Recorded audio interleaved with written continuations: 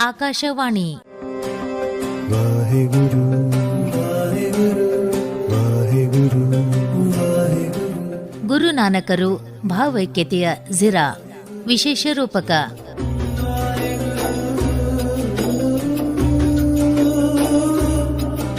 ರಚನೆ ಸಂಧ್ಯಾ ಹುನಗುಂಟೀಕರ್. ನಿರ್ಮಾಣ ಡಾಕ್ಟರ್ ಸದಾನಂದ ಪೆರ್ಲಾ.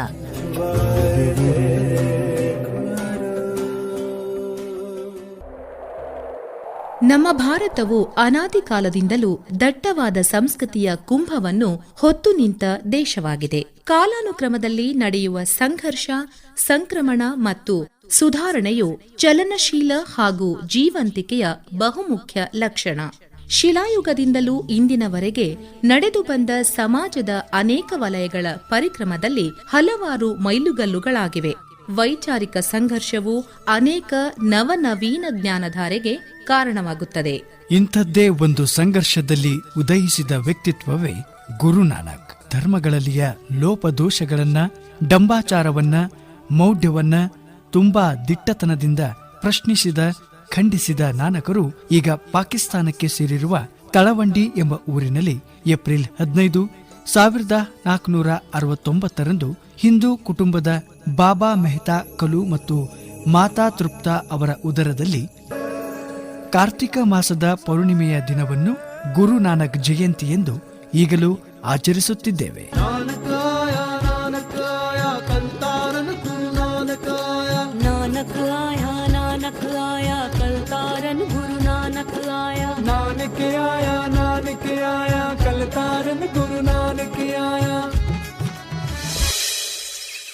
ಬಾಲ್ಯದಿಂದಲೂ ಹಿಂದೂ ಮುಸ್ಲಿಂ ಸ್ನೇಹಿತರ ಒಡನಾಟದಲ್ಲಿ ತೀವ್ರವಾಗಿ ಬೆರೆತಿದ್ದ ನಾನಕರು ಆ ಎರಡೂ ಧರ್ಮಗಳ ಬಗ್ಗೆ ಚಿಕ್ಕಂದಿನಲ್ಲಿಯೇ ಅರಿತುಕೊಂಡಿದ್ದರು.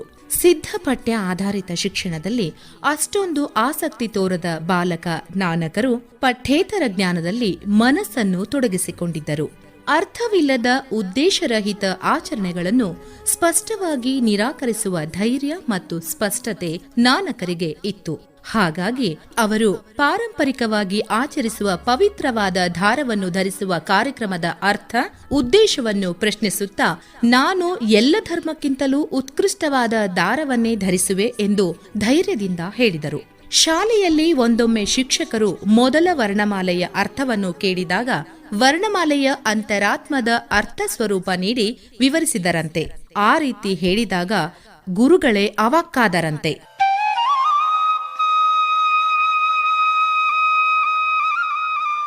ನಾನಕರಿಗೆ ವಿದ್ಯಾಭ್ಯಾಸದಲ್ಲಿ ಆಸಕ್ತಿ ಇಲ್ಲವೆಂದು ಅವರ ತಂದೆ ತಿಳಿದು ಅವರಿಗೆ ಅಂದಿನ ದಿನಕ್ಕೆ ಬಹು ದೊಡ್ಡ ಮೊತ್ತವಾದ 20 ರೂಪಾಯಿಯನ್ನು ಕೊಟ್ಟು ಒಳ್ಳೆಯ ವ್ಯಾಪಾರ ಮಾಡಲು ಹೇಳಿದರಂತೆ. ಆಗ ನಾನಕರು ತಂದೆಯು ಉತ್ತಮ ವ್ಯಾಪಾರವನ್ನು ಮಾಡಲು ಹೇಳಿದ್ದಾರೆಂದು ತಿಳಿದು, ಅಂದರೆ ಸಚ್ಚಾ ಸೌದಾ ಮಾಡಬೇಕೆಂದು ಅವರ ಮನಕ್ಕೆ ನಾಟಿತು. ಹಾಗಾಗಿ ಆ ಹಣದಿಂದ ಆಹಾರ ಸಾಮಗ್ರಿಗಳನ್ನ ತಂದು ಅತ್ಯಂತ ಕಡಿಮೆ ದರದಲ್ಲಿ ಬಡವರಿಗೆ ನೀಡಿದರಂತೆ.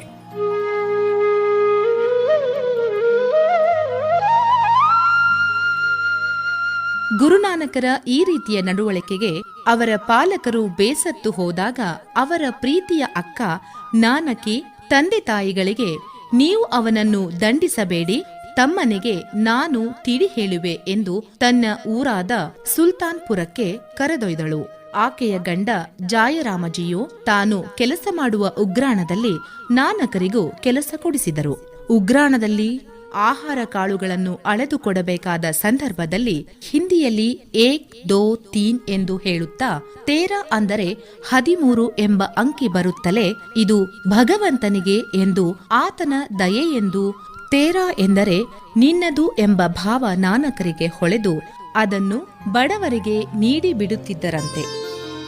ಈ ಕುರಿತಾಗಿ ಎಲ್ಲರೂ ನಾನಕಜಿಯು ವ್ಯಾಪಾರದಲ್ಲಿ ಅವ್ಯವಹಾರ ಮಾಡುತ್ತಿದ್ದಾರೆ ಎಂದು ಅವರ ಅಕ್ಕನಲ್ಲಿ ದೂರು ಕೊಂಡೊಯ್ದರಂತೆ.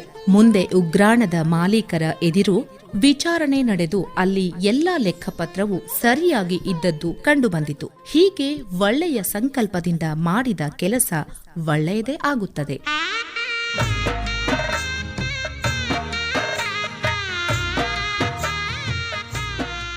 ಇದೇ ಸಂದರ್ಭದಲ್ಲಿ ನಾನಕರಿಗೆ ಮದುವೆಯ ಪ್ರಾಯವಾಗಿದ್ದರಿಂದ ಸುಲ್ಖಾನಿ ಎಂಬ ಕನ್ಯೆಯೊಂದಿಗೆ ಮದುವೆಯಾಗಿ ಮುಂದೆ ಅವರಿಗೆ ಬಾಬಾ ಶ್ರೀಚಂದ್ ಹಾಗೂ ಬಾಬಾ ಲಕ್ಷ್ಮೀದಾಸ್ ಎಂಬ ಮಕ್ಕಳು ಜನಿಸಿದರು. ಗುರುನಾನಕರು ಸ್ವತಃ ಹಾಡುಗಾರರಾಗಿದ್ದು, ಮರ್ದಾನಿ ಎಂಬ ಮುಸ್ಲಿಂ ಗೆಳೆಯನೊಬ್ಬ ಅವರ ಹಾಡಿಗೆ ಸೊಗಸಾದ ರಬಾಬ್ ಎಂಬ ವಾದ್ಯವನ್ನು ನುಡಿಸುತ್ತಿದ್ದ. ಅಲ್ಲದೆ ಹಿಂದೂ ಸ್ನೇಹಿತ ಬಾಲಾಜಿಯು ಅವರ ಆಪ್ತ ಸ್ನೇಹಿತನಾಗಿದ್ದ. ಹೀಗೆ ಜಾತಿ ಮತ ಭೇದವನ್ನೆಣಿಸದೆ ಎಲ್ಲರೊಡನೆ ಒಂದಾಗುವ ವಿಶಾಲ ಹೃದಯ ಅವರದಾಗಿತ್ತು.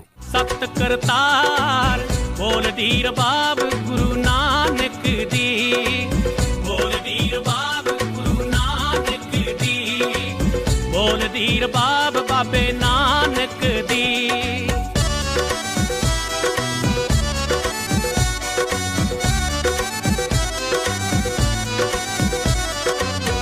भाई बाला चौर चलावे, सतगुरु नानक पानी गावे,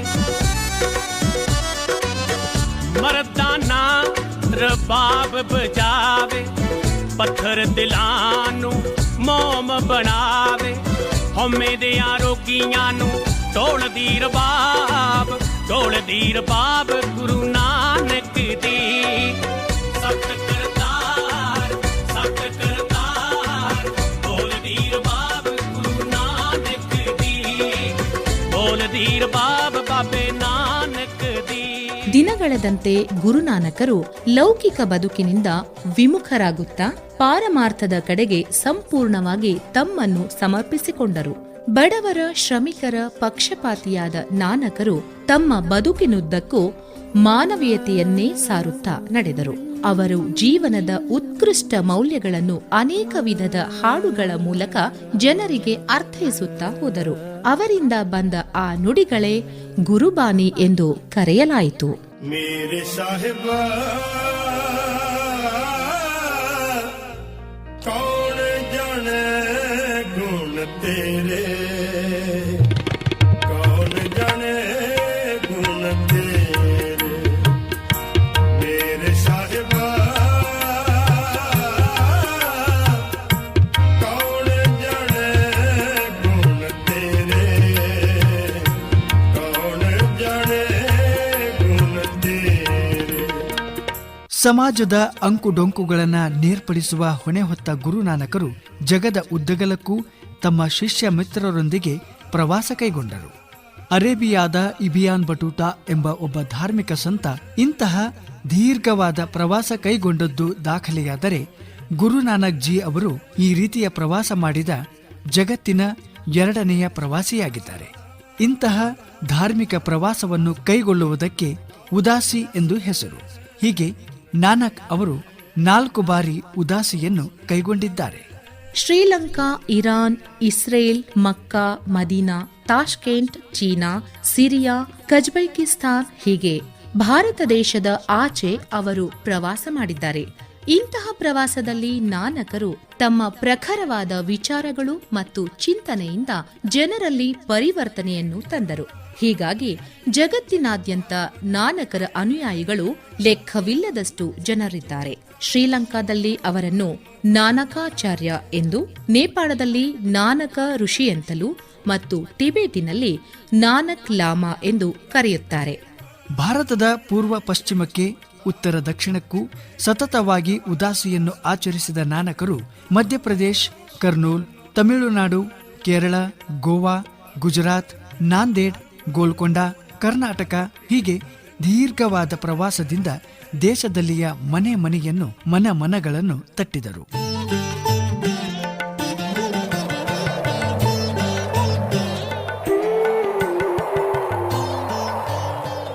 ಹೀಗೆ ಪ್ರವಾಸ ಕೈಗೊಂಡ ಸಂದರ್ಭದಲ್ಲಿ ಅನೇಕ ವಿಶಿಷ್ಟವಾದ ಸಂಗತಿಗಳು ಘಟಿಸಿದ್ದು ತುಂಬಾ ಚಾರಿತ್ರಿಕ ಮಹತ್ವವನ್ನು ಹೊಂದಿವೆ.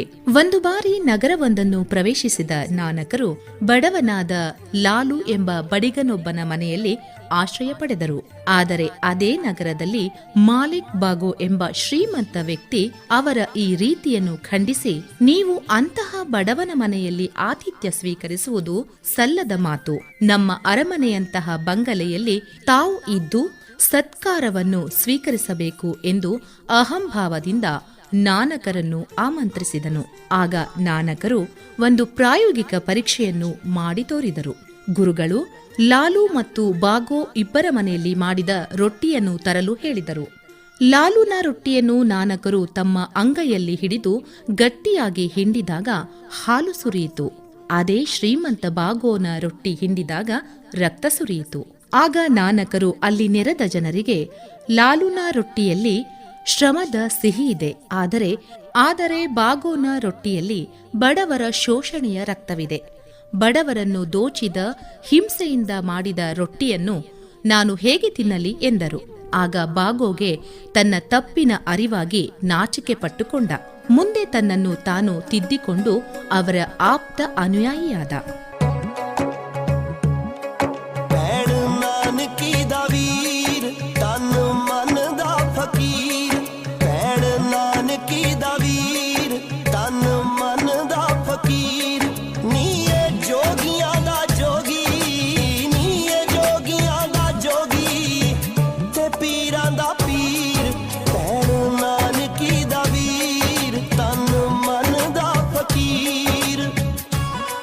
ಗುರುನಾನಕರು ಹೀಗೆ ಪ್ರವಾಸದಲ್ಲಿದ್ದಾಗ ಇನ್ನೊಂದು ಘಟನೆ ಸಂಭವಿಸಿತು.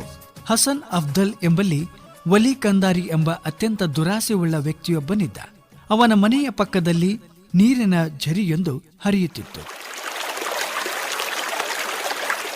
ಆ ಊರಿನ ಜನರಿಗೆ ಹಣಕ್ಕಾಗಿ ನೀರನ್ನು ಮಾರಾಟ ಮಾಡುತ್ತಿದ್ದ.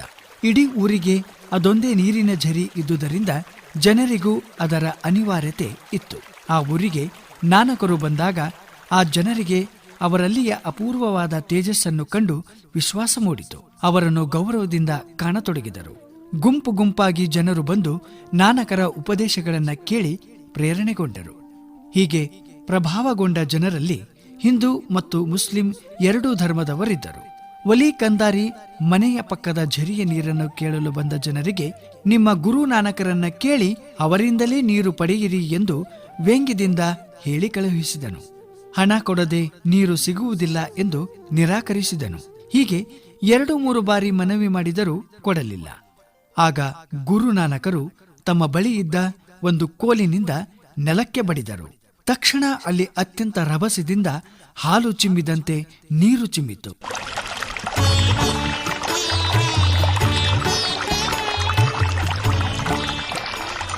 ಆಗ ಜನ ಸಂತೋಷಗೊಂಡರು.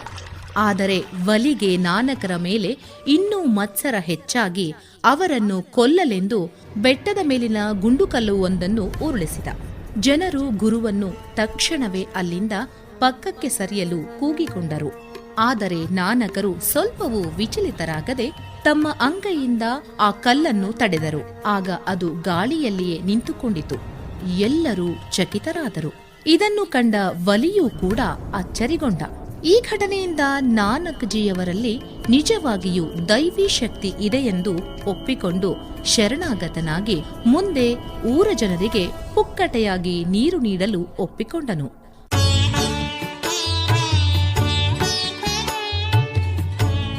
ಈಗಲೂ ಪಾಕಿಸ್ತಾನದ ಹಸನ್ ಅಬ್ದಾಲ್ನಲ್ಲಿ ಆ ಬಂಡೆಯನ್ನು ನೋಡಬಹುದು. ಅದನ್ನು ಗುರುದ್ವಾರ ಪಂಜಾ ಸಾಹಿಬ್ ಎಂದು ಕರೆಯಲಾಗುತ್ತದೆ. ಹೀಗೆ ಗುರುನಾನಕರು ತಮ್ಮ ಅಂತಃಸತ್ವದಿಂದ, ಪರಿಶುದ್ಧ ಮನಸ್ಸಿನಿಂದ ಲೋಕದ ಜನರನ್ನು ಪ್ರಭಾವಿಸುತ್ತಾ ದುರಹಂಕಾರಿಗಳ ಕಣ್ಣು ತೆರೆಸುತ್ತಾ ನಡೆದರು.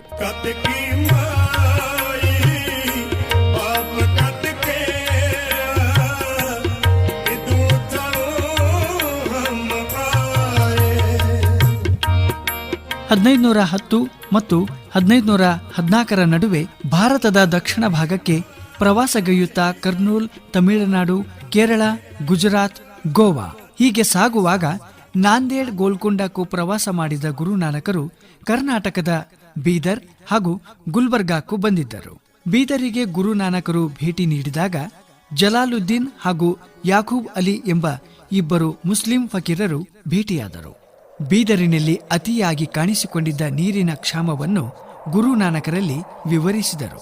ಅಲ್ಲಿಯ ಜನರ ಸಂಕಷ್ಟವನ್ನು ಅವರ ಮಾತಿನಿಂದ ಅರಿತುಕೊಂಡ ನಾನಕರು ಬೀದರಿನಲ್ಲಿಗೆ ಕಬ್ಬಿಣಾಂಶಯುಕ್ತ ಕೆಂಪು ಕಲ್ಲೊಂದನ್ನು ಸೀಳಿದಾಗ ಅಲ್ಲಿ ಝಿಲ್ಲೆಂದು ನೀರಿನ ಬುಗ್ಗೆ ಪುಟಿದು ಬಂತು.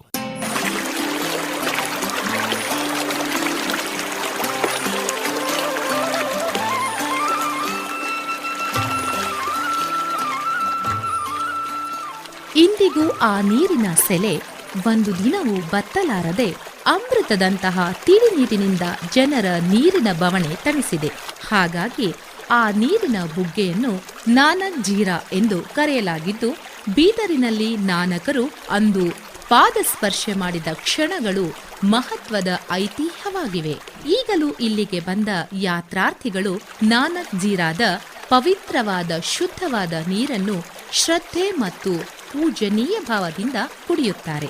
ಅಷ್ಟೇ ಅಲ್ಲ, ಇಲ್ಲಿಗೆ ಬರುವ ಯಾತ್ರಾರ್ಥಿಗಳಿಗೆಲ್ಲ ಸಂತೃಪ್ತವಾದ ಊಟದ ವ್ಯವಸ್ಥೆಯನ್ನು ಮಾಡಲಾಗಿದ್ದು ಅದನ್ನು ಲಂಗರ್ ಎಂದು ಕರೆಯುತ್ತಾರೆ.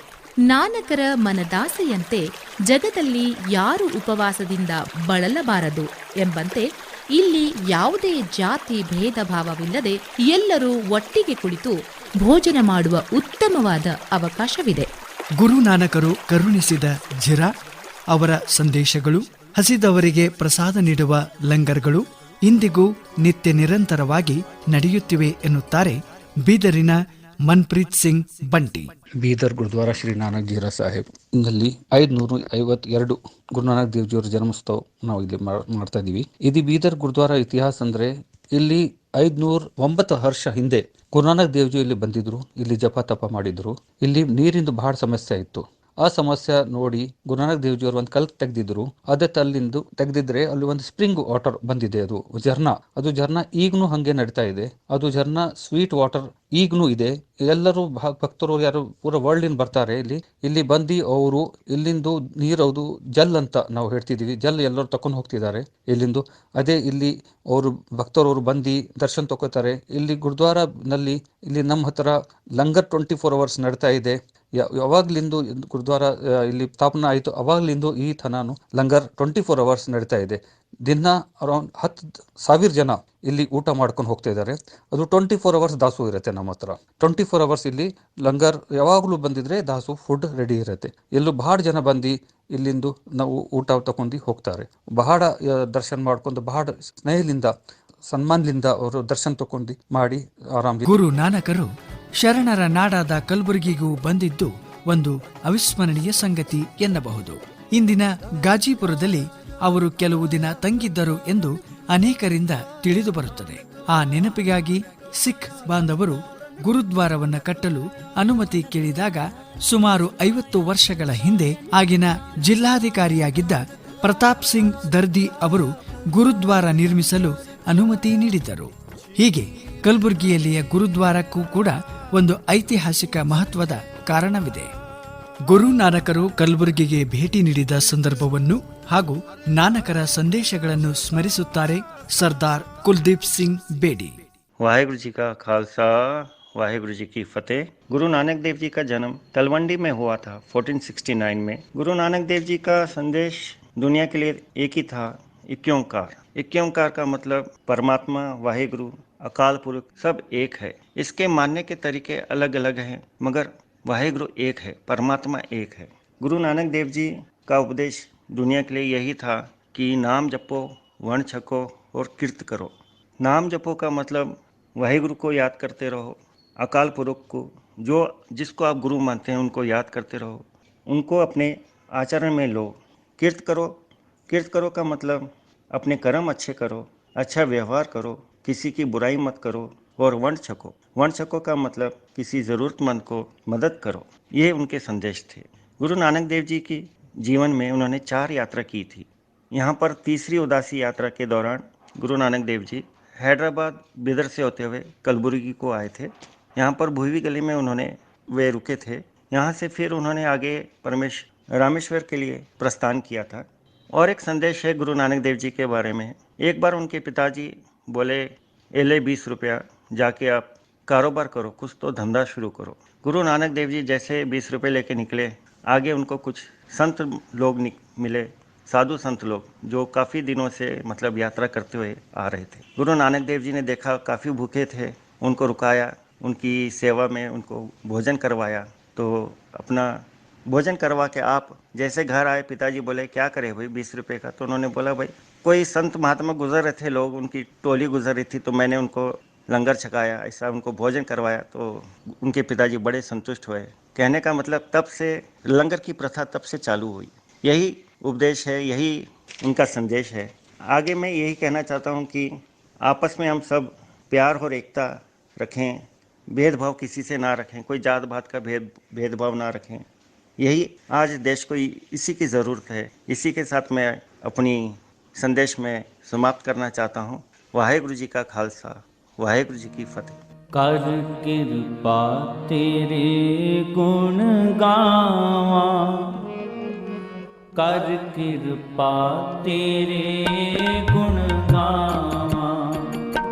ಗುರುನಾನಕರು ತಮ್ಮ ಅಪಾರ ಜ್ಞಾನಪೂರಿತ ಸಂದೇಶಗಳನ್ನು ಸಾರುತ್ತಾ ಹಲವು ದೇಶಗಳನ್ನು ಸುತ್ತಿದರು. ಭಾರತದ 4 ದಿಕ್ಕಿನೆಡೆಗೆ ಸಂಚರಿಸಿದ್ದು ದೇಶ ವಿದೇಶದಲ್ಲೂ ತಮ್ಮ ಪ್ರಭಾವ ಬೀರಿದ್ದಾರೆ. ಸಿಖ್ಖರ ಪರಮ ಪವಿತ್ರ ಗ್ರಂಥವಾದ ಗ್ರಂಥ ಸಾಹಿಬ್ ಬಹಳ ಅಮೂಲ್ಯವಾದ ವಿಚಾರಗಳನ್ನು ಒಳಗೊಂಡಿದೆ. ಇದರಲ್ಲಿ ಮೊಟ್ಟ ಮೊದಲ ಗುರುಗಳಾದ ಗುರುನಾನಕರ ಸಂದೇಶಗಳೊಂದಿಗೆ ಅವರ ತಾತ್ವಿಕತೆಯನ್ನು, ಅವರ ಚಿಂತನೆಯ ದಾರಿಯಲ್ಲಿಯೇ ನಡೆದು ಬಂದಿರುವ ಉಳಿದ ಗುರುಗಳ ಉತ್ತಮ ಸಂದೇಶಗಳಿವೆ. ಗುರುನಾನಕ್ ಅವರು ಒಬ್ಬ ಧಾರ್ಮಿಕ ಸಂಸ್ಥಾಪಕರಾಗದೆ ಸಾಮಾಜಿಕ ಸುಧಾರಕ ಎಂಬುದು ಗಮನಾರ್ಹ ಸಂಗತಿ. ವಿಭಿನ್ನವಾದ ತಾತ್ವಿಕ ವಿಚಾರವುಳ್ಳವರಾಗಿದ್ದಾರೆ. ದೇವನೊಬ್ಬ ನಾಮ ಹಲವು ಎಂಬ ಮಾತಿನಂತೆ ನಾನಕರು ಈಶ್ವರ ಒಬ್ಬನೇ, ಆತನನ್ನು ಹಲವು ಹೆಸರಿನಿಂದ ಕರೆಯುತ್ತಾರೆ. ದೇವರೆಂದರೆ ಸತ್ಯ, ಆತ ಸೃಷ್ಟಿಕರ್ತ, ಆತ ಜನನ ಮರಣವೆಂಬ ಚಕ್ರ ಮೀರಿದವನು, ಆತ ಸ್ವಯಂ ಪ್ರಕಾಶವುಳ್ಳವನು ಎಂದು ದೇವರ ವಿಷಯದಲ್ಲಿ ವಿಶಿಷ್ಟವಾದ ನಿಲುವು ಹೊಂದಿದವರಾಗಿದ್ದರು. ದೇವರಿಗಿಂತ ಮೊದಲು ಈ ಜಗತ್ತಿನಲ್ಲಿ ಏನಿತ್ತು, ದೇವರು ಎಲ್ಲಿರುತ್ತಾನೆ, ದೇವರು ಕಣ್ಣಿಗೆ ಏಕೆ ಕಾಣುವುದಿಲ್ಲ, ಹೀಗೆ ಸಾಮಾನ್ಯ ಜನರ ಅನೇಕ ಪ್ರಶ್ನೆಗಳಿಗೆ ಸಶಕ್ತವಾದ ಸ್ಪಷ್ಟ ಉತ್ತರಗಳನ್ನು ಗುರುನಾನಕರು ನೀಡಿ ಜನರ ಸಂಶಯವನ್ನು ದೂರು ಮಾಡುತ್ತಿದ್ದರು.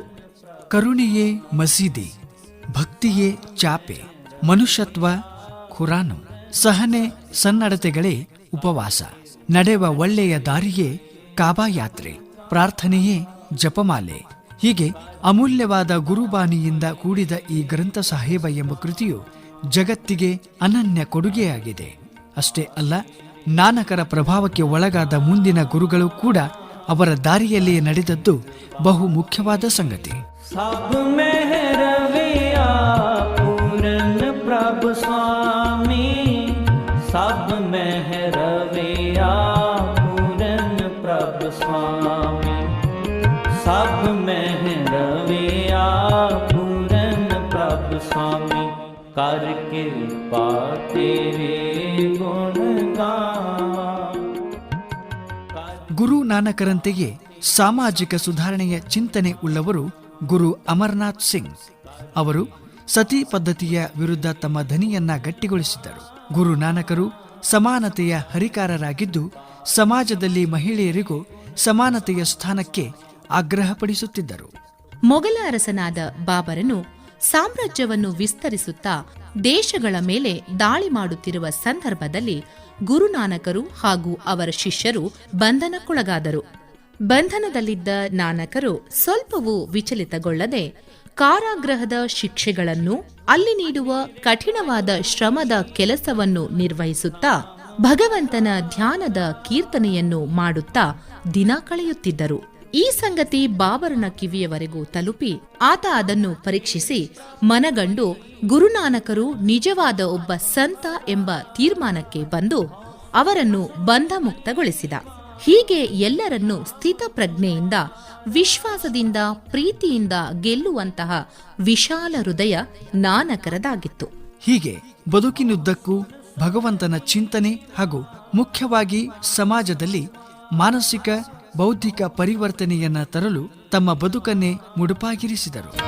जियड़ा गण बराबर तपे, भीतर लगे काती। 1539 ವರ್ಷದ ಸೆಪ್ಟೆಂಬರ್ 22ರಂದು ಗುರುನಾನಕ್ ಅವರು ಪ್ರಾರ್ಥನೆಗೆ ಕುಳಿತವರು ಏಳಲಿಲ್ಲ. ತಮ್ಮ ಬದುಕಿನ ಪವಿತ್ರ ಕಾರ್ಯ ಮುಗಿಸಿದ ತೃಪ್ತಿ ಇತ್ತು. ಅವರ ಅನುಯಾಯಿಗಳು ತಮ್ಮ ವಿಚಾರಗಳನ್ನು ಮುಂದುವರೆಸುತ್ತಾ ಜಗದುದ್ದಗಲಕ್ಕೂ ಹರಡುವರೆಂಬ ಭರವಸೆ ಮೂಡಿತು. ಯಾವ ರೀತಿ ಕಬೀರರ ಮರಣಾನಂತರ ಅವರ ಮೃತದೇಹಕ್ಕೆ ಅಗ್ನಿಸ್ಪರ್ಶ ಮಾಡಬೇಕೆಂದು ಹಿಂದೂಗಳು ದಫನ್ ಮಾಡಬೇಕೆಂದು ಮುಸ್ಲಿಮರು ಯೋಚಿಸುತ್ತಿದ್ದರೋ, ನಾನಕರ ವಿಷಯದಲ್ಲೂ ಹೀಗೆ ಚರ್ಚೆಯಾಯಿತು. ಹಿಂದೂ ಮುಸ್ಲಿಂ ಇಬ್ಬರಿಗೂ ಬೇಕಾದ ಪವಿತ್ರ ಆತ್ಮ ನಾನಕರದಾಗಿತ್ತು.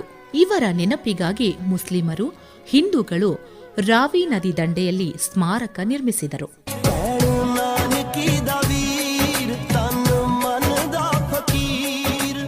ಪಂಜಾಬಿನ ಜನ ನಾನಕರನ್ನು ನೆನೆಯುವುದು ಹೀಗೆ. ನಾನಕ್ ಸತ್ಯದೇವರು, ಹಿಂದೂಗಳ ಗುರು, ಮುಸಲ್ಮಾನರ ಮೌಲ್ವಿ. ಹೀಗೆ ಎಲ್ಲರಿಂದ ಆದರಿಸಲ್ಪಟ್ಟು ಜನಸಾಮಾನ್ಯರ ನಡುವೆ ಬದುಕಿ ಜನರಿಗೆ ಅಪಾರ ಕರುಣೆ, ಪ್ರೀತಿಯ ಸುದೆ ಹರಿಸಿದ ಅಸಾಮಾನ್ಯ ಗುರು ಈ ನಾನಕರು. ಇಂದಿನ ಲಾಭಕೋರರ ಒಡೆದು ಆಳುವ ನೀತಿಯಿಂದ ಜನರ ಮನಸ್ಸನ್ನು ಪ್ರಕ್ಷುಬ್ಧಗೊಳಿಸುತ್ತಿರುವ ಸಂದರ್ಭದಲ್ಲಿ ನಾನಕರ ಬೋಧನೆಗಳು ಬಹಳ ಪ್ರಸ್ತುತವಾಗಿವೆ. ಭಾವೈಕ್ಯತೆ ಮತ್ತು ಸೌಹಾರ್ದತೆಯಿಂದ ಬದುಕಲು ದಾರಿದೀಪವಾಗಿವೆ. ನೆಮ್ಮದಿಯ ಜೀವನಕ್ಕೆ ಮುನ್ನುಡಿಯಾಗಿವೆ. ಆಗಾಗ ಅವರ ಸಂದೇಶಗಳನ್ನ ಕೈಗನ್ನಡಿಯಾಗಿಸಿಕೊಂಡು ನಮ್ಮನ್ನ ನಾವು ನೋಡಿಕೊಳ್ಳುತ್ತಾ ಅರಿತುಕೊಳ್ಳಲು ಮಾರ್ಗದರ್ಶಿಯಾಗಿವೆ. ಗುರು ನಾನಕರು ಭಾವೈಕ್ಯತೆಯ ಝಿರ ಎಂದೆಂದಿಗೂ. शरण सतगुरु मेरे पूरे, मन निर्मल होए संता तूरे. ಇದುವರೆಗೆ ಗುರು ನಾನಕರು ಭಾವೈಕ್ಯತೆಯ ಝಿರಾ ವಿಶೇಷ ರೂಪಕ ಕೇಳಿದಿರಿ. मन निर्मल होए संता तूरे, मन निर्मल होए संता तूरे, मन निर्मल होए संता तूरे. ರಚನೆ ಸಂಧ್ಯಾ ಹೊನುಗುಂಟೀಕರ್. कर कृपा तेरे गुण गावा. ನಿರೂಪಣೆ ಮಾಧುರಿ ಕುಲಕರ್ಣಿ. ಸಹ ನಿರೂಪಣೆ ಮತ್ತು ಸಂಕಲನ ಲಕ್ಷ್ಮೀಕಾಂತ್ ಪಾಟೀಲ್. कर कृपा तेरे गुण गावा. ನೆರವು ಕರಣ್ ಚಂದನ್ ಬೀದರ್. चरण कमल हृदय और तारे, तेरे दर्शन को जाई बलहारे. ನಿರ್ಮಾಣ ಡಾಕ್ಟರ್ ಸದಾನಂದ ಪೆರ್ಲಾ. तेरे दर्शन को जाई बलहारे, तेरे ಪ್ರಸಾರ ಸಂಯೋಜನೆ ಅನಿಲ್ ಕುಮಾರ್ HN. कर कृपा तेरे गुण गावा.